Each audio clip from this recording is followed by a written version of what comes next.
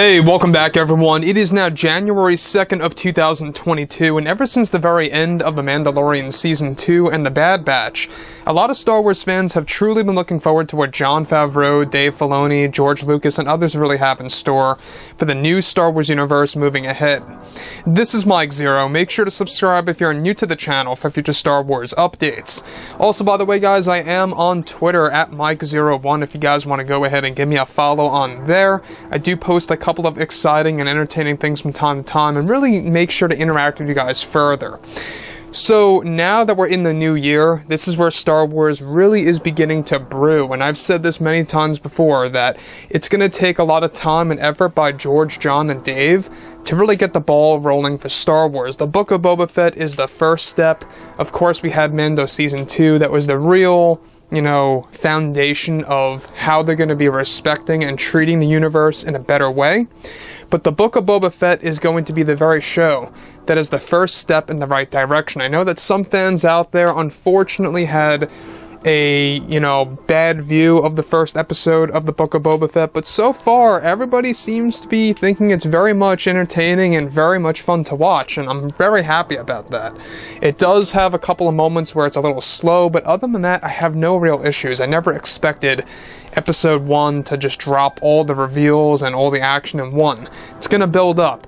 So, with that being said, everything related to shows like Book of Boba, Obi-Wan Kenobi, Ahsoka Tano, Star Wars Andor, The Bad Batch Season 2, that's just to name a few.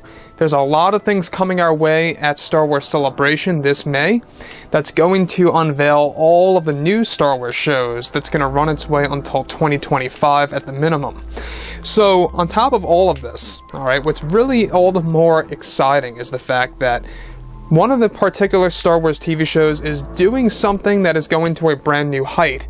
Now, with the Ahsoka series set to begin filming by this April, both Jon Favreau and Dave Filoni are currently focused on their new Star Wars TV shows as well that will be announced at Star Wars Celebration. However, it's described that Disney CEO Bob Chapek has big plans for the future of Star Wars. It's described that as of right now, Disney is moving along with the major plans that they have to reshoot multiple scenes from the original Star Wars trilogy for a new Star Wars TV series season that is set to debut in 2024. This is best described to be Star Wars Andor Season 3, that will be the last and final episode or season, intended for the show that will hold a time jump well after Andor's death to join, of course, the actual Battle of Endor sequences to be redone. Now, on top of this is described to be Star Wars Andor Season 3's highlight. However, it's described that one thing that Disney is doing that may be controversial to some fans out there, however exciting to others, is that Disney is already pre-planning on reshooting the Luke versus Vader duel that will give fans new angles and shots of the famous father and son battle. Not just that, but however, Lucasfilm is also going to reshoot the moment that Palpatine dies and gets thrown down into the reactor of the second Death Star. Here, Lucasfilm plans to show fans Palpatine's spirit escaping from his flesh body before it makes contact, before everything explodes and reacts below. Lucasfilm wants to give fans new angles to the famous father and son duel, as well as remaking Palpatine's death and creating a new purpose to it all. Now, once again, we've talked about this lightly before last year, that Star Wars Andor Season 3 is going to take advantage of creating a time jump well after Andor's death, because as you all know, both Andor and Jyn Erso died just before the moment that we see Darth Vader approaching the shuttle to obtain the Death Star plans. So basically they died right before A New Hope. What they're doing with the Andor Season 3 sequence is that they're going to have a big time jump, both small and large, one that goes to the Battle of Yavin, the next of which goes all the way to the Battle of Endor, that's going to actually give us different takes on those scenes and creating a new purpose to them all. Now, though it sounds exciting, visually speaking, and seeing those beloved characters again, and these sequences being redone, I am a little bit worried. I will be honest with you guys. I am quite a bit worried, actually, that things could go wrong, or things could go a different way to the point where it's going to taint the original trilogy movies. Now, again, like I say, anything that happens with Star Wars Andor Season 3 and the refilming of these original trilogy scenes, regardless of what happens, I don't believe it's really going to change people's minds on how they view the originals, to tell you guys the truth. But one thing that it could do if it does go sour is that it could very well devalue the trust that people have in Favreau and Filoni. Now, that's what we are getting to just right now. So, this is something that Favreau and Filoni are also going to be supervising, and that they both know it is going to be very risky if not done correctly. So, we got to give Favreau and Filoni credit. They know it's very risky if it's not done correctly. That's exactly why they are taking roughly 3 years to do this thing.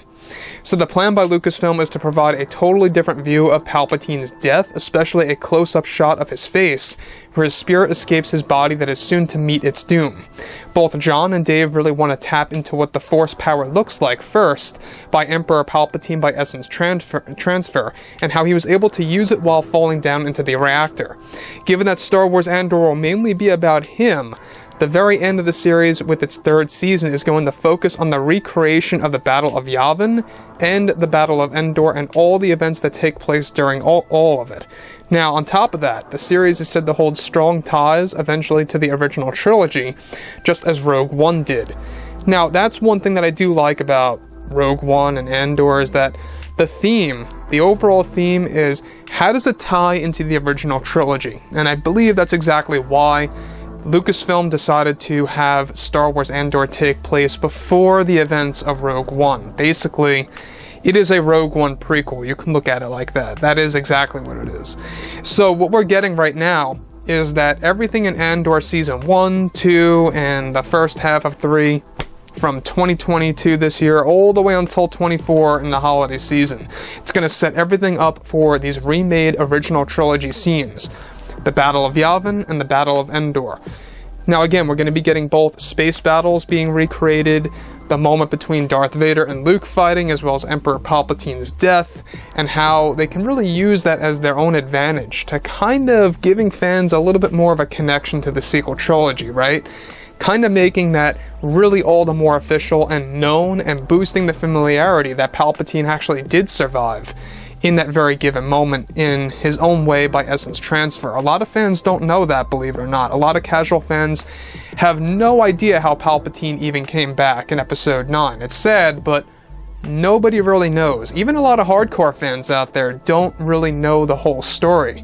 You know, basically, in the novelization, you do learn that Palpatine is a clone in Episode 9, and it is a faulty clone. That's why he's attached to that big, large crane on Exegol.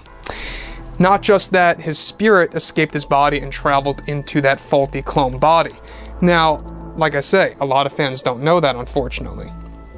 Now, past all of this, the events of what takes place in the second Death Star is said to correspond with a story of one of Andor's friends infiltrating the second Death Star somehow by disguise, who is said to also have some form of connection with the Bothans and communication with Lando Calrissian. Some of these will be retcons, others will be considered remakings of the original scenes for Luke, Vader, and Palpatine, and others as well out there. Here's the thing about this. I think it's a great idea on paper, the fact that Lucasfilm is replanning all of this and kind of really going into this for the next 3 years and really making sure that they're really going to get this right, that it's going to be very accurate. Obviously, the Luke and Vader duel, that is something that needs to stay true to the magic of how it felt in the original trilogy, and that's exactly what Favreau and Filoni want to do. They want to provide new angles, a new take on all of that, and it kind of sounds like what JJ tried to do with Episode 7 that was cut, where we were going to get a new version of Luke versus Vader in Empire Strikes Back. That didn't make the cut, though. Overall, guys, drop a comment below. Let me know about all of this in the comments, and if you guys did enjoy the content for today, do make sure to drop a thumbs up on this video to support the channel. I thank you all so very much for the kind support, and I'll catch you guys next time.